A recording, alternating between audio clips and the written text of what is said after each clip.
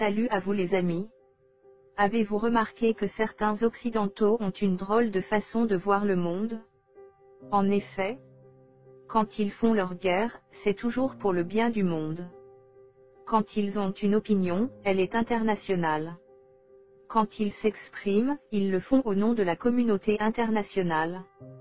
Quant à leurs valeurs, elles doivent être universelles. Quand ils ont une crise, elle devient mondiale. Quand ils parlent de leur langue, ce sont des langues.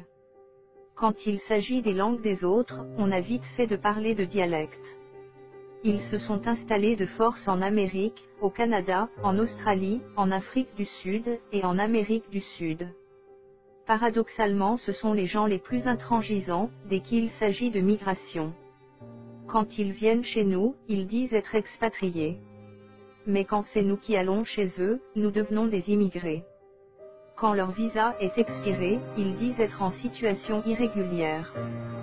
Dès que la même chose nous arrive, nous devenons des sans-papiers. Quand ils résistent à un oppresseur, ce sont des résistants.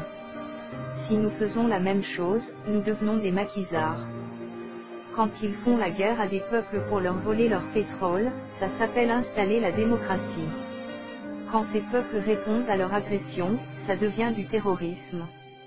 Quand ils se baptisent à l'église, ils appellent ça communier avec Dieu. Mais quand nous faisons nos rites ancestraux, ça devient de la superstition. Quand certaines de nos femmes portent le voile par conviction religieuse, ce sont des femmes soumises et opprimées.